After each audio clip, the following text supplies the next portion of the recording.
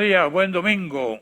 Si es que se puede llamar buen domingo en este país, en este momento y en el mundo, con esta crisis provocada por la enfermedad que llaman coronavirus. Y yo precisamente he invitado a alguien que sabe de coronavirus porque lo anunció aquí con mucho tiempo de que venía eso para Venezuela, el doctor Julio Castro, él es médico infectólogo.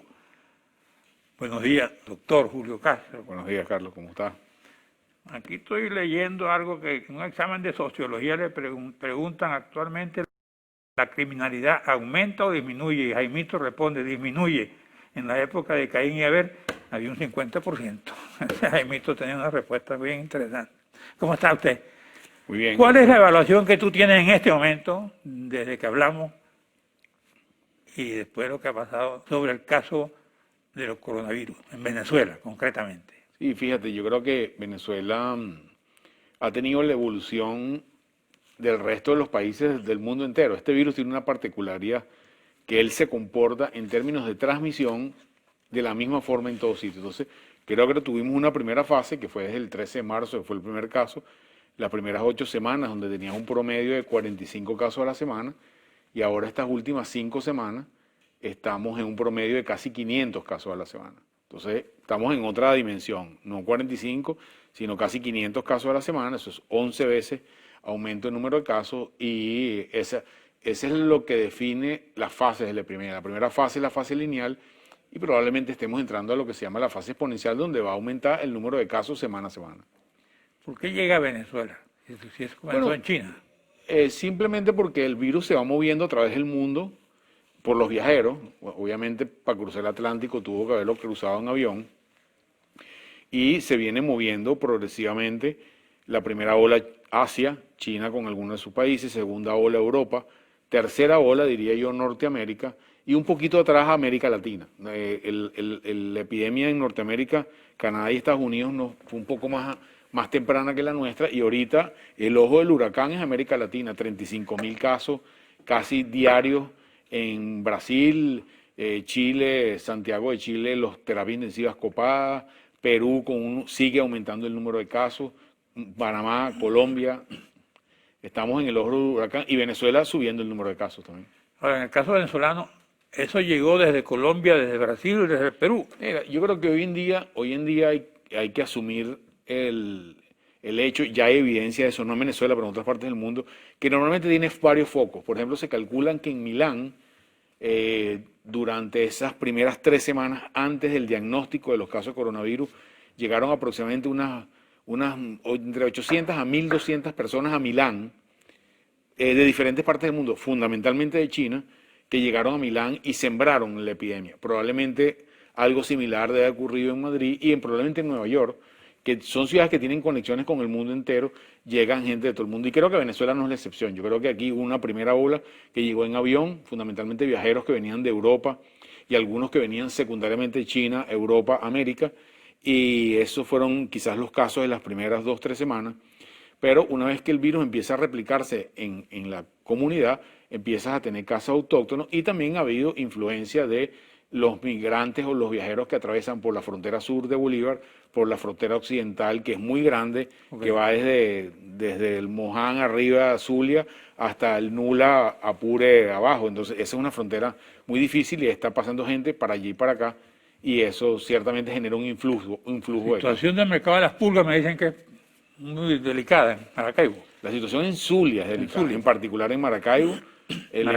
Maracaibo. La información que tenemos es que en el Hospital Universitario de Maracaibo hay una centena de pacientes con prueba positiva, no todos con síntomas, por supuesto, no todos graves, por supuesto, pero todo pareciera indicar que el origen de este brote, en el caso de Zulia, se originó o apareció o se exponenció a partir del mercado de las pulgas, pero de ahí en adelante sigue, esto es como una onda expansiva, pues, que sigue progresando hacia los otros, inclusive otros estados. Pero no ha habido muertes Sí, claro. en el Zulia. Absolutamente, oficialmente. Y aquí en Caracas, También ha habido muertes. O sea, ha habido la cuenta oficial de esta semana, dependiendo de los días, porque van aumentando, estaba en 27 fallecidos hasta el día miércoles en la noche. Esa cuenta va aumentando, pero ha habido muertos en Zulia. era una enfermedad que no existía, ¿no? El de virus, pronto el virus, el virus no existía en el humano, en el ser humano. ¿Cómo llega eso al humano? Ok, esto es lo que se define como una zoonosis. Las zoonosis son enfermedades que viven dentro de la población animal, ¿ok? Y el humano es un accidente en la cadena de transmisión. Entonces, los coronavirus son virus muy comunes en murciélagos, son muy comunes en animales relativamente pequeños, y a pesar de que hay virus, coronavirus que afectan al ser humano, no es el primero, este no es el primer coronavirus, hay una serie, la mayoría de los síndromes virales con moco en los niños, buena parte de ellos, 40% son coronavirus, pero es otro tipo de coronavirus. Este coronavirus, el humano se atravesó en su cadena, probablemente en los mercados de China, a lo mejor en una situación donde había un murciélago o estaban vendiendo otros animales o intercambio de virus entre varios animales, y el humano se atravesó por ahí, se infectó el primer humano y en adelante empezó toda la cadena. Ahora, porque se dice que es asintomático y de pronto aparece, ¿no? Porque es muy traicionera. Bueno, de cada 100... Me lo vas a explicar después del corte, pues.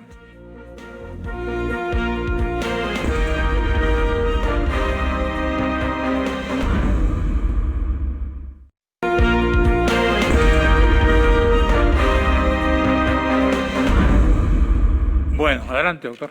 Si vemos el global de pacientes que se infectan, de cada 10 pacientes que se infectan, que les entra el virus, 3 nunca tienen síntomas, nunca. Pero esos 3 transmiten la enfermedad. Los otros 7, que sí tienen síntomas, 6.5, es un cuadro febril, pues parece una gripe, es un poco de malestar, se puede mantener en su casa y no hay problema. Y ese otro 0.5 a 0.8 de cada 10 son los que requieren ir a las emergencias, hay que ponerles medicamentos, requieren oxígeno, algunos de ellos requieren terapia intensiva y algunos fallecen. Entonces, en general, lo que mantiene la epidemia en el mundo son los 3 asintomáticos, porque el que tiene síntomas que va y tú lo puedes diagnosticar, bueno, lo aíslas y listo, pero esos 3 que tienen virus y no tienen síntomas son los que tienen actividad y transmiten la enfermedad. Por eso es que este virus no se ha podido controlar, a diferencia de otros coronavirus. Tuvimos MERS en el año 2009, que es otro coronavirus, y dado que la mayoría de las personas tenían síntomas, en lo que tienen los síntomas tú los aíslas y logras así contener la enfermedad, que no haya diseminación en todo el mundo. ¿Y no se ha inventado todavía la medicina? Lamentablemente no, y la vacuna va a tardar por lo menos hasta el año 2021. Aquí está hablando de la mectazona. Bueno, eso es un medicamento más viejo que el hambre, lo usamos para muchas otras cosas. En realidad, esto no es un medicamento para el virus, hay que ser muy claro con él. Esto es un medicamento de apoyo para los pacientes que tienen neumonía severa dentro de un contexto de otros medicamentos que utilizamos. Pero no es la panacea, eso no va a evitar que la humanidad siga en este tema de la epidemia, no va a evitar un porcentaje pequeño de fallecidos que van a evolucionar mejor cuando le pones los que están en ventilación asistida, en respirador mecánico, que evolucionen un poco mejor. Pero esto no es la panacea ni de casualidad para tratar la epidemia de coronavirus. Ahora, esa enfermedad conduce inexorablemente a la muerte cuando aparece. No, solamente, como te dije, solamente 0.2, 0.3 de cada 100 personas que se infectan llevan a la muerte. Entonces, el número de fallecidos es relativamente pequeño cuando los comparas con el total de ¿Quiénes personas. son los más sujetos a la muerte? ¿Los ancianos, las mujeres, los viejos, los jóvenes? Los ancianos fundamentalmente, o sea, el riesgo de muerte aumenta de manera muy importante después de los 65 años, y más si está asociado a que la persona tenga otras enfermedades, si tiene enfermedad cardíaca, tiene enfermedad pulmonar, tiene enfermedad renal, toma cortisona, tiene cáncer. Todas esas condiciones hacen que el riesgo de mortalidad en la población de adulto mayor sea mucho mayor. ¿Estamos preparados en Venezuela para enfrentar una crisis de este tipo? Carlos, es una pregunta difícil. Venezuela tiene un sistema de salud muy vulnerable. Según los índices internacionales, uno de los más vulnerables, si no el más vulnerable de América Latina. Entonces, estar preparados, digamos, es una pregunta muy gruesa. Yo puedo decir, por ejemplo, en términos diagnósticos, ¿estamos preparados? Creo que tenemos laboratorios, hasta el momento solamente uno, pero pronto van a haber varios laboratorios que hagan diagnóstico. Entonces, en términos de diagnóstico, creo que pareciera que no tenemos quizás tanto problema. Hay que hacer más pruebas, pero en términos de la capacidad está allí. Ahora, cuando tú ves el número de camas en relación a la población y en relación a un posible, hasta ahora, hay que decirlo, las terapias no están colapsadas, las terapias intensivas.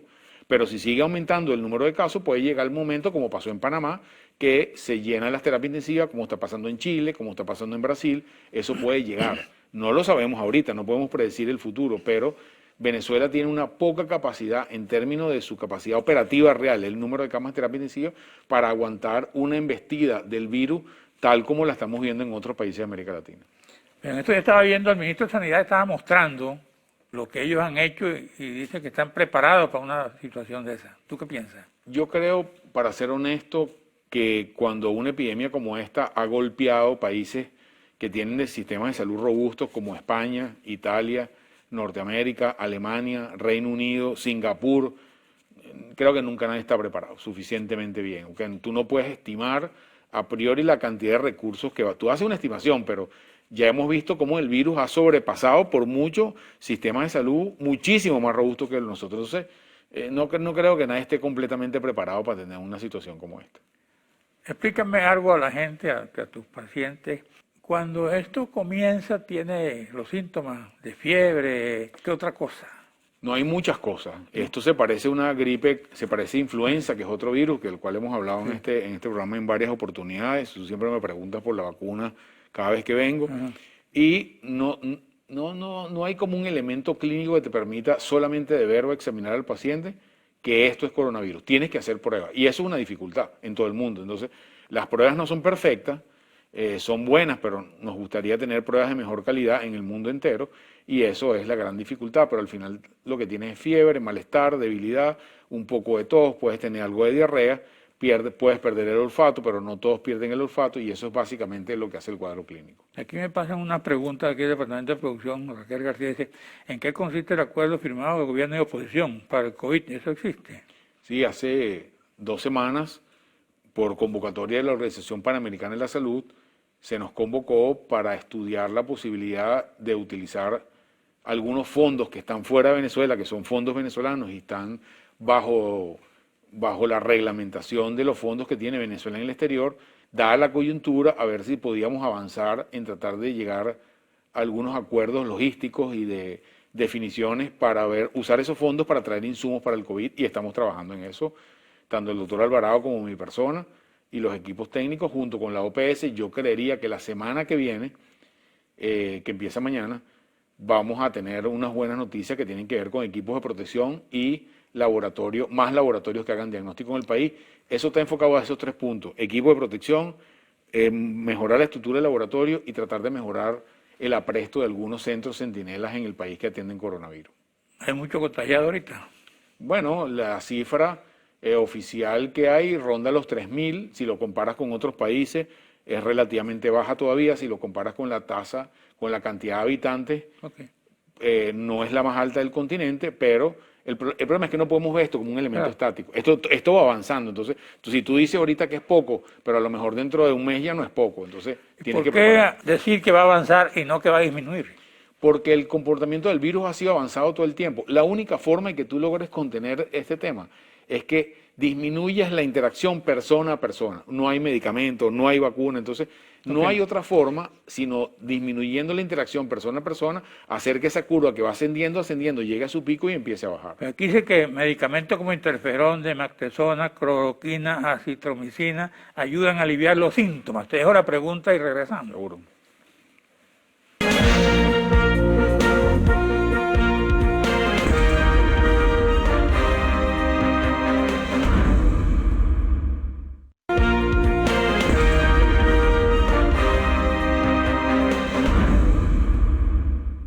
Bueno, conversando con el doctor Julio Castro, médico infectólogo, le dejé las preguntas en el aire.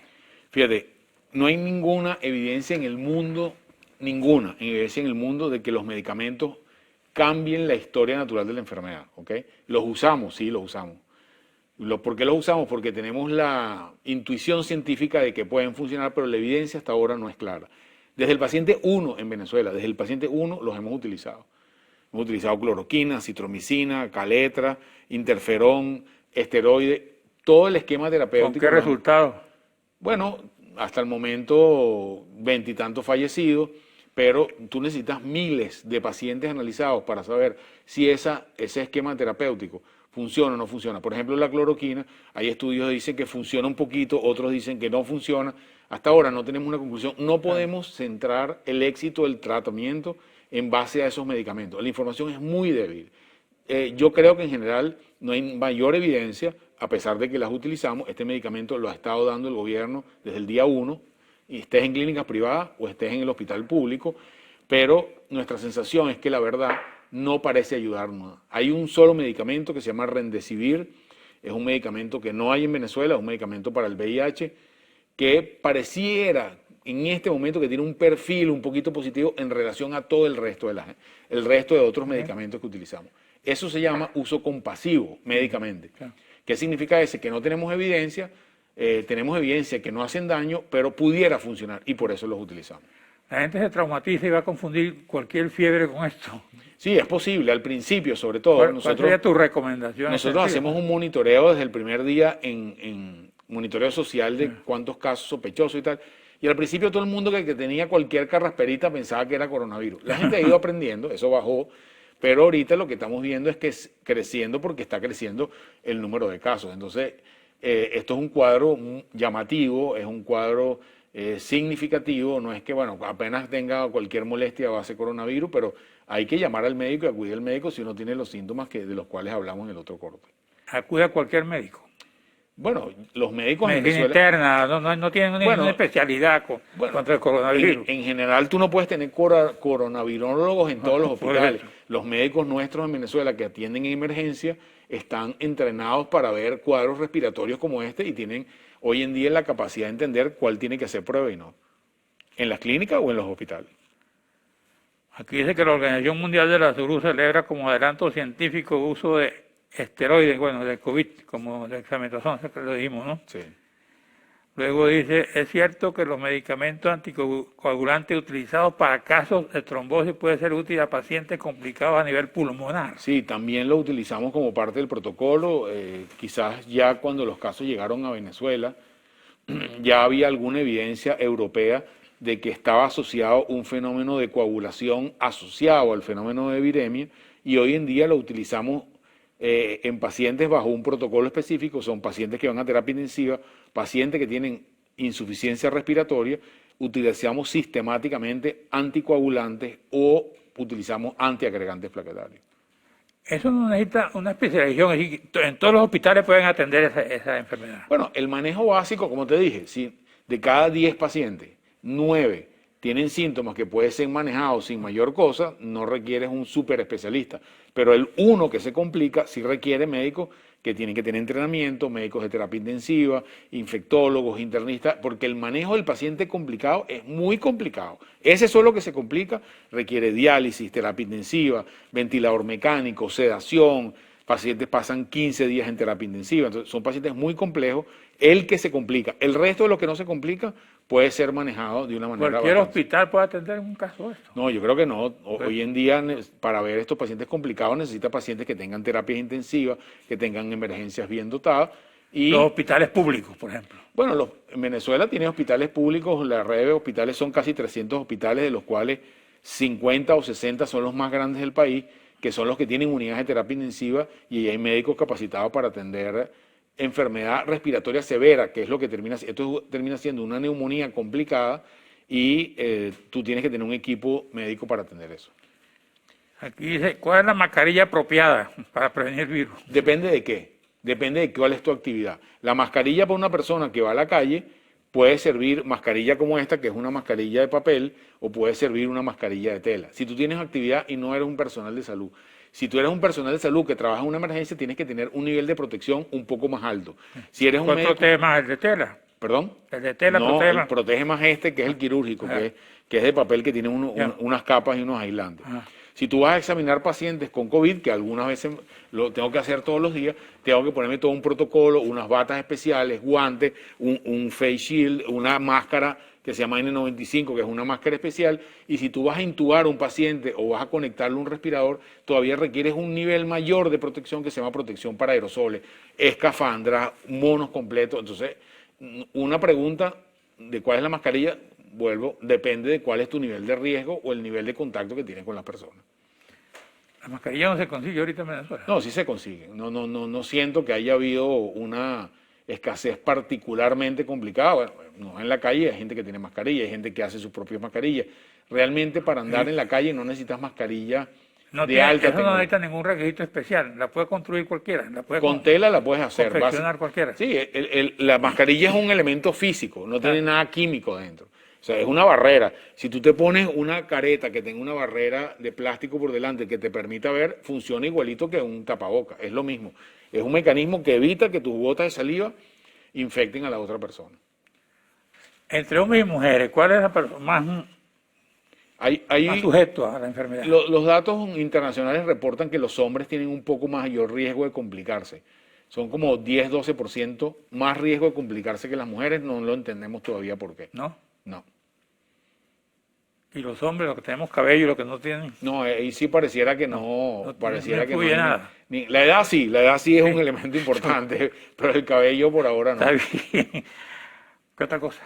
Mira, yo creo que tenemos que transmitirle a la población una sensación de riesgo real. ¿Qué significa eso? Ni sobredimensionarlo, ni subdimensionarlo. Y eso no es fácil. ¿Por qué? Porque, bueno, si habían 50 casos a la semana en marzo y abril y ahora tienes 500 casos a la semana, el riesgo es obvio que en este momento es mayor. Y es un poco paradójico que en el momento de riesgo mayor tienes mayor flexibilización. Ajá. Eso nos hace un poco de ruido.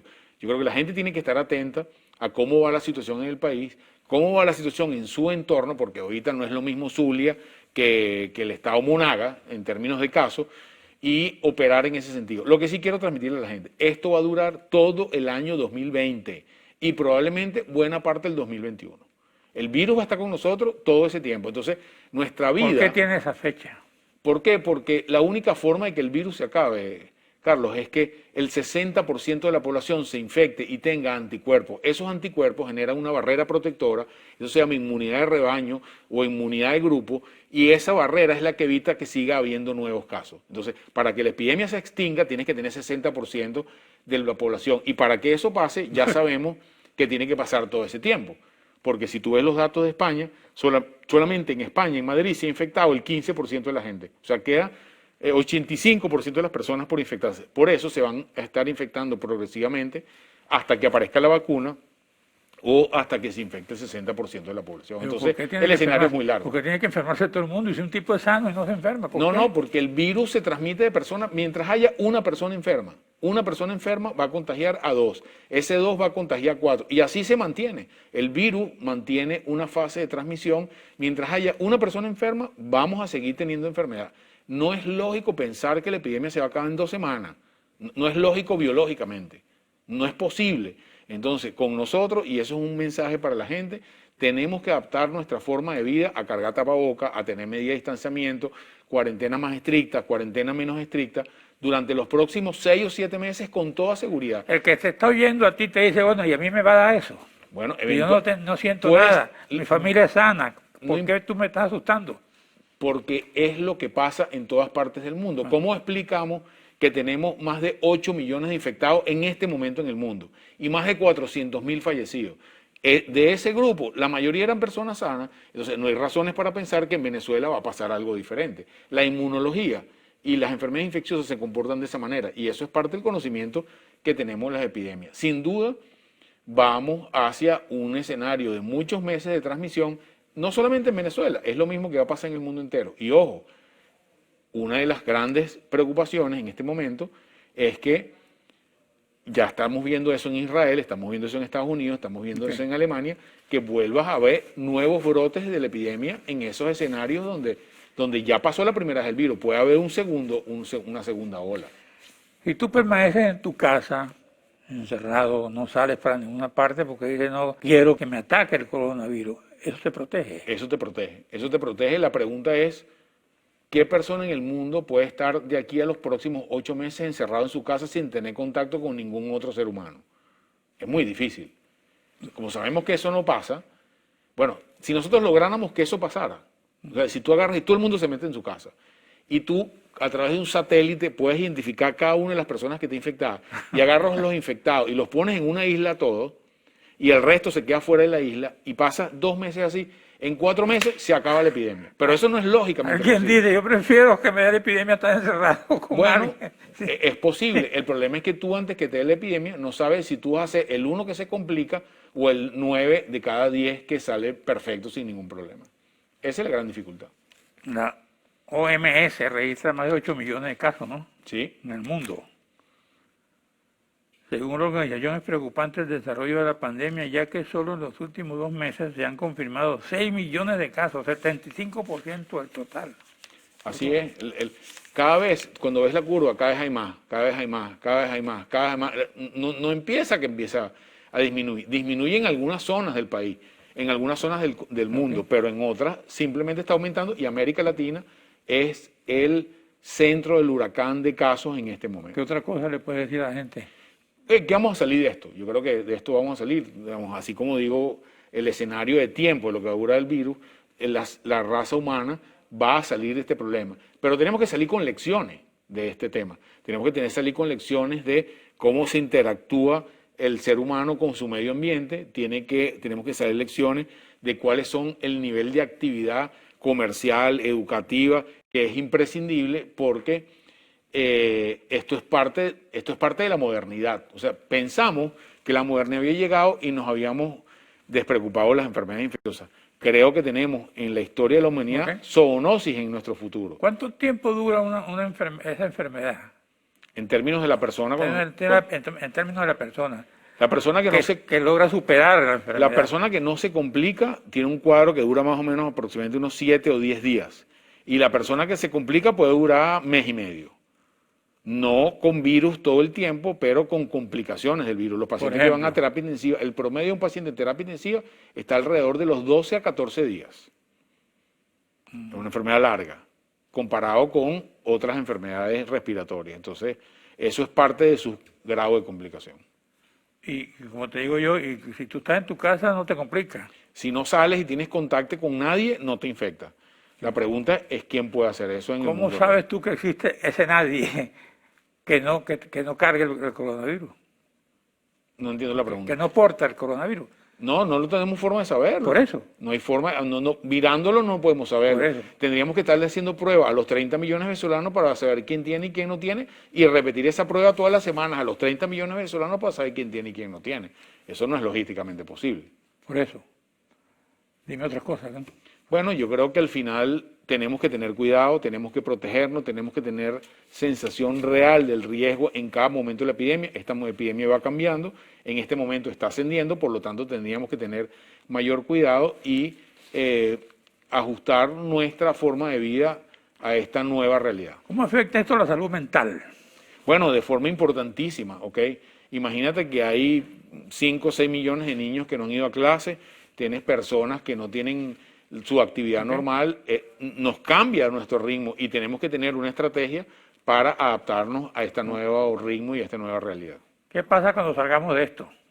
Yo creo que tenemos que tener unas reflexiones sobre las instituciones, sobre los sistemas de salud, sobre la relación entre la ciencia y los gobiernos, sobre el rol de las autoridades internacionales en la toma de decisiones, sobre la validez de las instituciones en general en la humanidad, porque esto tiene que hacernos reflexionar profundamente de la forma como estamos viviendo. Creo que es un momento importante para hacerlo. Tú me dices que aquí existe la dexametasona, ¿no? Sí. Que reduce el riesgo de muerte.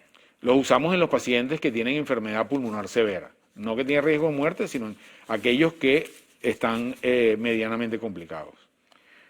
Bueno, muchas gracias, doctor. Gracias, Carlos. Un abrazo. Gracias a ustedes, amigos televidentes. Nos veremos aquí el próximo domingo a esta misma hora.